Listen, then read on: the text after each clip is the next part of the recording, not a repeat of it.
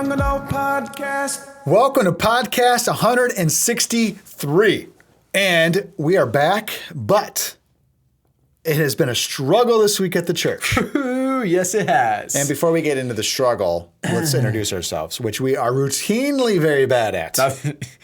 Very, very bad at. Oh my gosh, my name's Pastor Lucas. And I'm Pastor Aaron. We work at Cornerstone Church in Highland, Michigan. That's I'm the right. executive pastor here at the church. I'm the youth pastor. And we've been on staff here for a number of years. But we started this podcast, believe it or not, in 2019. That's crazy. And then it was off to a slow start. Yeah. Then COVID hit and it got even slower. Yep. And then we resurrected it after things started normalizing a little bit. And we've been consistent for a number of years now. But it's been great to be with you today so far. You can find our podcast on Apple, Spotify. You can watch us on YouTube. That's right. And I think that I listen to Apple Podcasts the most. Yeah, that's same. my go-to place. Same. So, and do you go back and listen to all the podcasts? I do. I listen. Not every one of them, but yeah, I listen to most of our podcasts. I'm the exact same way. Not every one of them, but I listen to most of them. Yep. And it has been a wild week at church. Yeah, it's been crazy here this week. It's been frantic. Oh yeah. I mean, power outages, Wi-Fi gone, fire alarms just going on and on and on and on and on. Yeah, so actually there's a little bit of worry right now as we record this podcast that the fire alarm will start going off. Yeah, because the problem's not fixed. So if all of a sudden the fire alarm starts going off, we don't know what we're going to do yet, but just it might happen. Yeah, we either just keep it in there and let you guys enjoy the terrible noise. High-pitched screech. Yeah, or we'll edit it out. Either way, not happy about either of those options right now. Yeah. So, but the Detroit Tigers are unbelievable. They're shocking me right now. I know. They won again last night. They did. And honestly, it felt like maybe a game that they should have lost. I agree. So I was hanging out with my dad yesterday. We were recording this on a Wednesday, which is abnormal for us because well, we couldn't record yesterday because all the Wi-Fi being down and the fire alarms. Power's flickering. And yeah. So anyway, we're recording this on a Wednesday. So it was Tuesday night. I was hanging out with my dad and he said, "Hey, what's the score on the Tigers game?" And I pulled it up and I pulled up the game. I was listening to it. I was like, they're losing 2-0. It's like a third or fourth inning. I was like, he's like, oh man. He's like, yeah, Tampa Bay's a good team. Yeah, they're a good team. You know, they're not a bad team. Tampa Bay's really good. And he's like, feels like they're going to lose this one. And then we just kind of, I was like, 1-2. Yeah. 2-2. 2-2. Here we go. 4-2. Let's go, baby. I was like, this is amazing. I know. Man, they're unbelievable. It's been fun. It has been fun. I haven't had this much fun listening to the Detroit Tigers, watching the Detroit Tigers probably ever in my life. Yeah. I mean, in 2006, when they went to the World Series, I was 8 and I didn't really know that much. Like, I love the Tigers. And so that was super fun as an 8-year-old, like watching my team go to the World Series. But yeah, that's been about it. And it's a lot different being a sports fan when you're 8 and when you're 27. Yeah, it is. So yeah, it's been awesome. I've been loving it. Me too. Great team. Keep going. Win the World Series. Let's go. Let's do it. I want to introduce our topic today for the podcast that we'll be hanging on here for the rest of the podcast on. And I want to talk about a kind of a danger in ministry and what else? Personal life. Yeah. I would say life. There's a danger. School, marriage, career. Yeah. Pretty much anything where you're working at something. Yeah, absolutely. So I have fallen into this trap. And it took my joy out of my life. It kind of took my little bit of my soul away, and so to speak, I guess you could say. But this is a ministry trap and a personal trap. I think we can call it the trap of comparison. Yeah. And also that will inevitably lead to kind of monkey see, monkey do. Yeah. Yeah, I was going to say it'll lead to that mimicking trap where, they're doing it, they're having success, I'll do it, should get success. And it's, you begin to lack authenticity because of that. Yes. Now, one of the reasons that we initially, I think, begin to maybe look at another ministry and to mimic that ministry and compare our ministry to that other, church, I think it initially stems from insecurities as a leader. Yeah. And decision hesitancy. Yeah. That you're thinking to yourself, I have a thought of a message, but I feel like it's weak and lame. Yeah, right.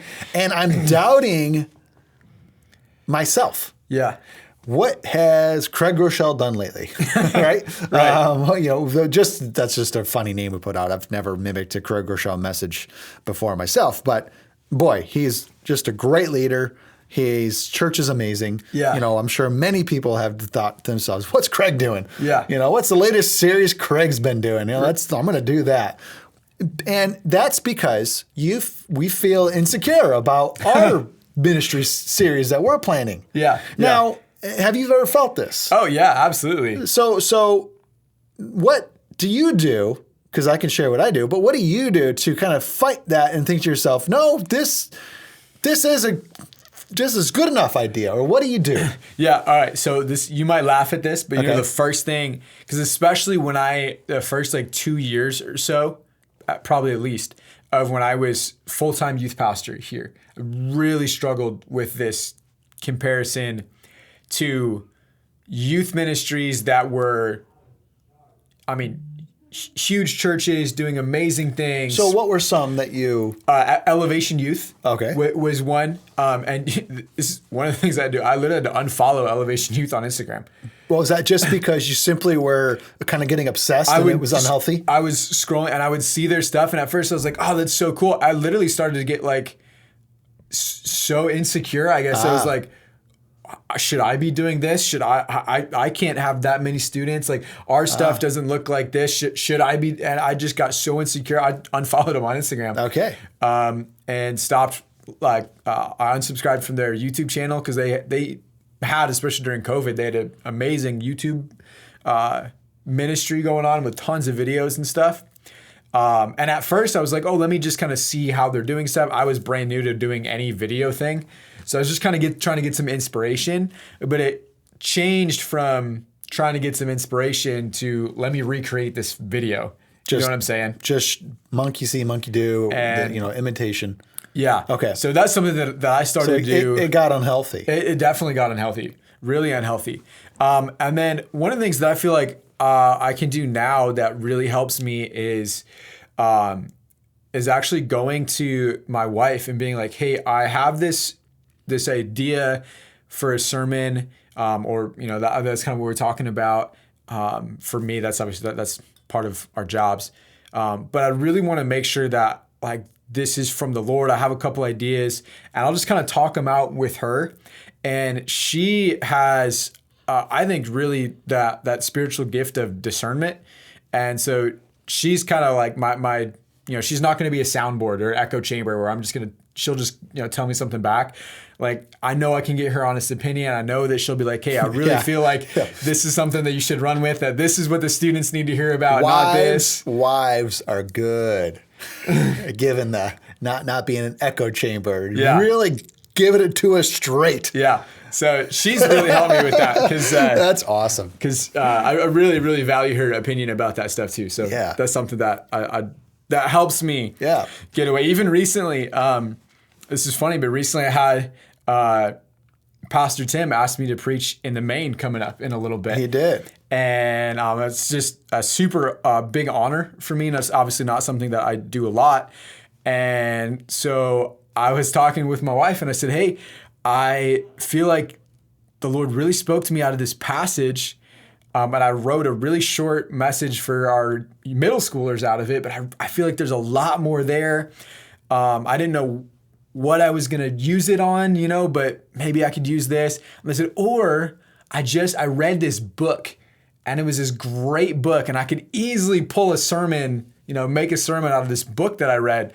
And she was like, no, you should probably go with the passage that the Lord has been speaking to you about, because it's in you right now. Like, God was speaking to you for a reason, more than just that 15-minute message to the middle schoolers. You should study that out more. You should get into that. And, that was the option that was going to require more hard work. Sure, yeah. But at the same time, I was like, you know what, that's the right thing to do. Yeah. I've found in my life, for myself personally, and I have also found this to be true when I ask other leaders and pastors this very question that I'm asking you, is that instead of saying, Jesus, what do you think, or what do you say about this? Mm-hmm. You just go, what does Craig Rochelle say? Yeah. What does Brian Houston say? What does Jensen Franklin say? What's so-and-so saying?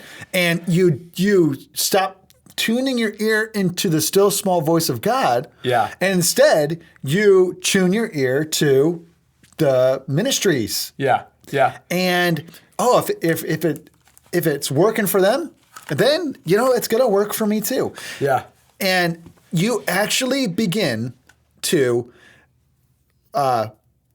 lose the sensitivity, I believe, to God's voice. Yeah.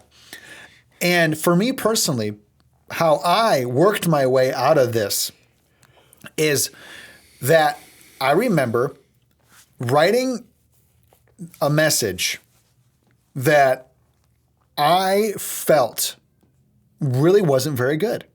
Okay. Now, it was a message that however you get a message, it can come from all sorts of different ways. You can get inspired from scripture. You can get inspired from conversations. Mm-hmm. You can get inspired from prayer time, books, but like you get that, that feeling you get as a preacher when you feel like this, there's something more here. Yeah. And I need to study this out more. Yeah. I need to write out this. I need to begin to write out this stuff, and stuff starts flowing. Starts flowing. You get this like flow. And I wrote this message out. I mean, this is early on as a leader here at the church. And I was like, is this going to work? Is this going to speak to people? Like, it's speaking to me? Is this going to, man? And I had all these doubts and all these insecurities, and I wanted to scrap it, and I wanted to just start over. Yeah. And I told myself, the only way to figure this out, if this is going to work, is I have to preach it. Yeah. Did I hear from the Lord? Right. I have to preach it to find out. Mm-hmm. And the good news is that I preached this message that I was insecure about, and I doubted. Yeah. It went really well. Come on. Like, really well. I felt so anointed delivering the message. As I preached it, more came out of me than I even wrote down. Does that happen to you a lot? Yeah. Where more comes out, and more started coming out of me. I mean, I gave the altar call. There was an incredible response. I had great feedback after the message was over. I felt more like myself as I preached it. Yeah. And that gave me confidence. Yeah. Come on. That gave me just like tremendous confidence to say, next time when I sit down, I'm going to redo that. Yeah. I want to redo that whole thing again. Even though I felt insecure, I'm way more confident now. I'm going to redo that. So redo that process. Preach it again. I know I'm hearing from the Lord. Yeah. Redo that process. Preach again. I know I'm hearing from the Lord. And it's not like this, like, you're never going to feel insecure ever again. But it's this sense of, I know when to tell the enemy to be quiet. Yeah. Yeah. And I'm just going to preach this. That's good. Because I mean, like, I've been on staff full-time for 5 years, part-time included for about 7 years now. And do I still get insecure sometimes before I'm about to preach? Yeah. Yeah. you're like, why did I write this out like this? Oh my gosh, this feels so dumb. Yeah. I feel like this is like so lame. There's been times where I've been on stage reading my point, and I'm like, why did I write it like that? Yeah. And like I'm literally preaching the message, reading the points, and I'm like, this is dumb. Yeah. As I'm preaching it, like sometimes that happens. I know. But man, there's something plasticky about just preaching somebody else's message. Yeah. Yeah. Oh, there definitely is. You know, it feels inauthentic. It feels fake. Yeah. You know, it was funny. We were at this coffee shop in Holly. Okay.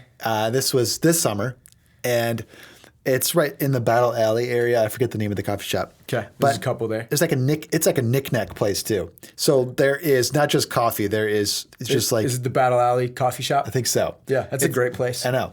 And they had on this display plastic food that looked real. Yeah. Okay. And at first, for a quick second, it fooled me. I was like, "Why is ham rolled up on this plate right here? It's just so random." And I was like, "Oh, that's plastic ham." And I thought it'd be funny if I tried to trick my daughter. Yeah. And so I said, "Charlie, would you like a bite of some ham?" And she goes, "Yeah." And she grabbed it from me, and she went to she put it in her mouth. And she's like, looked at me like, "What is this?" And it was plastic. Yeah. And it was fake.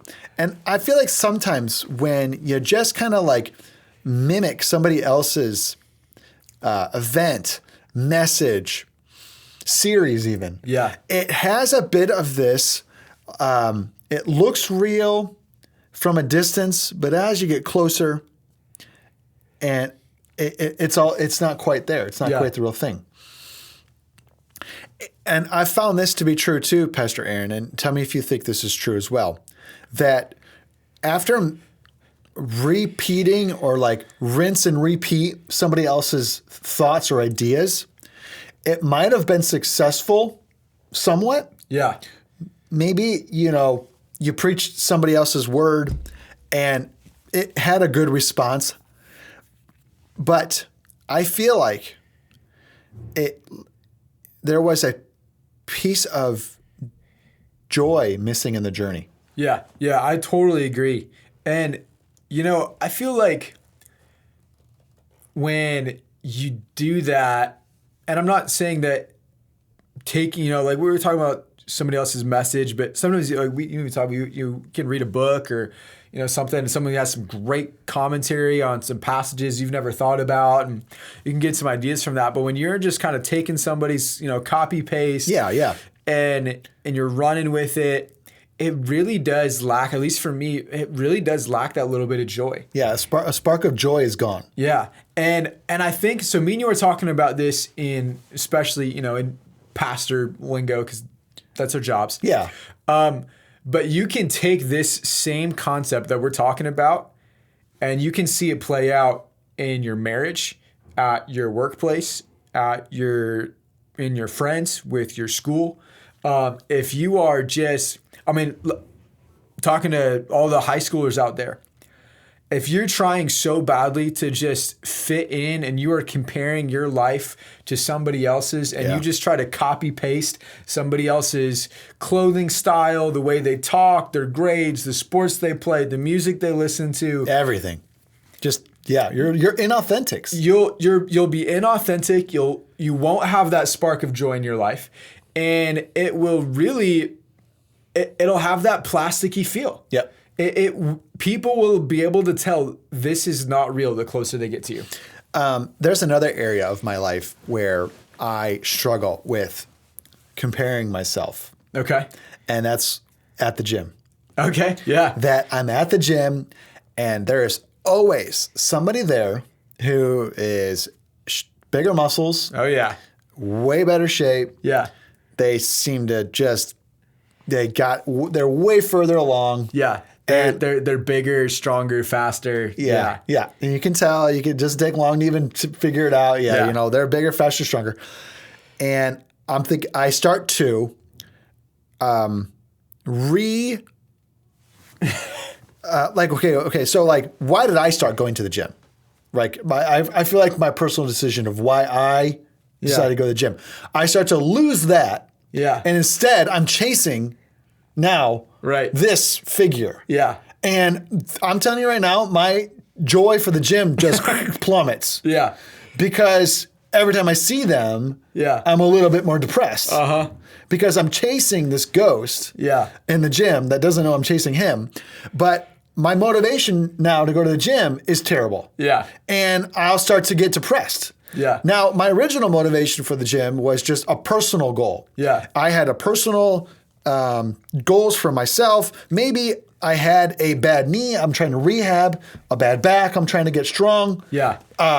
Whatever it might be. You know, maybe I do want to lose 10 pounds because I feel better at lower weight. But my personal goals are very motivating. Yeah. I find inspiration from my personal goals. And I find myself completely uninspired when I start chasing the ghost. Yeah, yeah. And life has a way of doing that. That's I feel that too. That's just another area of my life where I have to be very careful. Yeah, that I'm not going to the gym to look like that person. Yeah, but instead I'm going to the gym for these other personal reasons. Yeah, you know what's funny about going to the gym too? Because same exact thing. But usually that person is like, at least for me, it's like the really, really strong looking guys. Like real strong. Like I'm talking. Okay. And I'm like, I don't even have like the body type to be able to lift the kind of weight that they're lifting. Yeah, you're just a completely different animal, really. Yeah. I'll like see them like on the bench, and I mean they just got the thing loaded up with 45s now, and I'll just like be like, oh my gosh, dude, this guy is a freak. Yeah. And I'm like, I don't even think my body could ever get to the point where I could lift that much weight. Unless it was my job just to work out, maybe then. But like, you know what I'm saying? Like, I'm not even created the same way as them. Yeah. But still, like, I'll get sucked into like, maybe I should change the way that I'm working out. I'm like, wait a second. Yeah. My goal for getting in the gym was never that. Yeah. You know what I'm saying? Yes. And you lose the joy of the gym. Yeah. Where there once was joy, then the joy is gone. And now it can happen in your marriage. You start comparing. You compare your spouse to somebody else's spouse. That's a terrifying road. Terrible. To go down. Your children, you maybe start comparing your children to other people's children. Yeah. Forget it. That's you'll turn into a terrible father. Yeah, man. And ministry, same thing. Same thing with ministry. You want to lose your joy in the ministry? Just compare your ministry to somebody else. Yeah. Oh, my gosh. Oh, yeah. 100%. It's so bad. And you might think to yourself, you're going to lose your joy because you'll never be able to reach that point of success. That'll kill your joy. But you know what else might kill your joy too? To look at other ministries and say, whoo, we're better than them. Right. Yeah. Uh-huh. Now, that's not why I'm a pastor, to compete with the church down the street. There's a... I guess doing some studying this morning. There's a guy I love to watch on YouTube. He's not a pastor or anything like that. He's an author, and he does a really cool thing where he'll break down each of his chapters a little bit more. Okay. And so obviously his books are full of stories and lessons, and he goes even further. Okay, cool. And explains more behind the scenes. Like I love to watch him. And he says right now that there is a what does he call it? Kind of a scary thing happening with churches right now. Okay. He goes, it's called the competition of love, where each church is competing to love people more. Okay. Come to our church. We're more kind. Right. Yeah. So I've comparing myself to the church down the street, and I've come to the conclusion that we're better. Yeah. We're more kind. We're more friendly. Yeah, we're the friendliest church. We're the kindest church. We're more loving than the church down the street. You've got a problem. Our church is better equipped to handle you and counsel you. Right. And he goes, it's a bad thing right now in churches. And I thought to myself, I had never heard anybody say this before, but it's so true. I've done this myself. Right. Hey, oh man, we're way better at loving people than that church down the street. Right. Oh man. Or just doesn't matter to me. He goes, it's the competition of love. And he says that the worst churches in America right now are those who are saying, we love everyone. Okay. Yeah. that we'll never judge you for your lifestyle, your choices, and who you are. Come on in here, no judgment. We're going to love you the best. Yeah. And he goes, and that's the end. That's actually a tactic of the devil. Yeah. Yeah. Well, that really reminds me of, I don't even know who wrote this article, but do you remember maybe a year ago, Pastor Tim had us read a really interesting, it was kind of a long article from a pastor in the Seattle area that had fallen into this exact category. Yes. And he was doing this with his church. And so one day God kind of got a hold of him and he realized this is not how God's church is supposed to look. Yeah. And he had to totally change the culture of his entire church. And it took him years to get it through that season that he had led them into. Yeah. Yep. And but luckily he realized and said, man, this is not how God has called us to pastor. Mm-hmm. But he had lived and really led his church right down that path. If you want great joy in your personal life and in your ministry, then you got to constantly ask yourself this question. What would Jesus do? Or you could just rephrase it like, is this what you want me to do, Jesus? Yeah. Okay, I'll do it. Yeah. Now, you've got to get in the Lord's will for your life. You got to find the path for your life. Mm-hmm. And thank God that it's not going to look like anything else. Yeah. That you're going to blaze a different kind of trail. Yeah. And you're going to do something different. I've talked about this before, and we can end the podcast with this, but I've talked about this before, Pastor Aaron, that the churches that are kind of the leading churches in America, they blaze the trail, so to speak. They've never done this before, and it's successful. And why didn't I think of it? You know, the truth behind all that, they're blazing the trail. The truth behind all that is that the only reason they're blazing that trail is because they have no other options, and they're not happy. Yeah. Now, most people don't.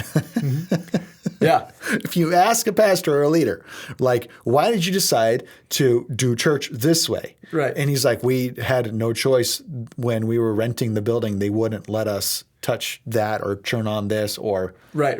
Yeah. do that thing. And so we were stuck here. And the what people don't realize is that it's not cutting edge. It frustrates the heck out of me.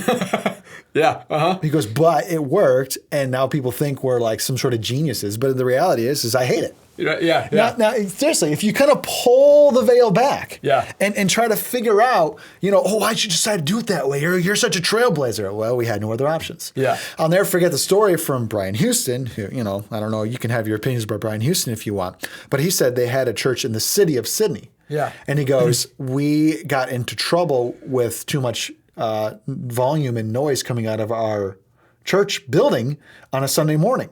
Okay. Because the apartments were so close to the building because it's city living. Yeah. We had so many noise complaints that we had to completely change our worship.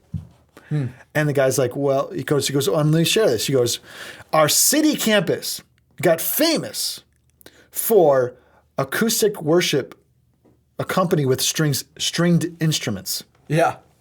And he goes, I hated it. He goes, because we could not pull out the drum set. Yeah. And we could not pull out the electric guitar, and we could not turn the volume up because of the noise complaints. That's crazy. So instead, we were forced to do stringed instruments, acoustics, and bongos and djembes. Yeah. And I hated it. And he goes, and the funniest thing happened. That church started to grow because of the worship. Yeah. And the exact opposite happened, which was that other churches started mimicking this. Yeah. When I thought it was going to ruin us. Right. And he goes, became so popular, he said, that it started to pop up on our live albums. Cellos started, because you see the cellos on the stage and the violins. Yeah. Oh, yeah. And he goes, and that's never something I ever envisioned. And he goes, and then it took us about 2 years, but we finally soundproofed the building. Yeah. And he says it was extremely expensive. And we made this big announcement. Hey, we're going to be able to do normal worship now. And he says there were so many complaints.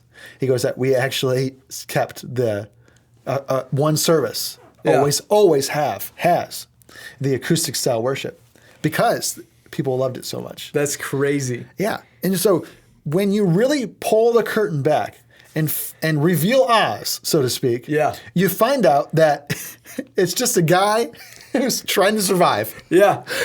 You know, and he does not have all the answers. Yeah. And he's not the genius you think he is. Right. And if we really truly understood that, I think, Pastor Aaron, we would not put these people on such a pedestal. Yeah. But we would say, what does God want me to do? Yeah. Come on. What resources do I have in my hand? Yeah. What can I do with this? Yeah. And you will probably be successful if you just lean into that. I love that. I love that. It's exactly what God asked Moses. What do you have in your hand? He said, I just got a staff. It's like, all right, that's good enough. Throw it on the ground. See what happens. Wow. Yeah. So what do you got in your hand? And use it and see what God will do. Come on. And he'll do great things. I promise. He will. He really will. Absolutely. All right. It's been great to meet you, audience. It's been good. I like this one. How do you describe this one? Ooh, this was this was a hearty one. Ooh, You hardy, know, huh? This was let's see. This was kind of like a big hamburger. Ooh. You know, Ooh, like a double? double stack, smash patties. Yeah. On that flat top grill. Heavy. It's good. Yeah. Yeah. Filling. Oh yeah. Good. Ooh, delicious. There you go. I'm actually really hungry right now. Sounds delicious. Oh, it's been great to be with you, audience. See you guys. Catch you on the next one. Bye.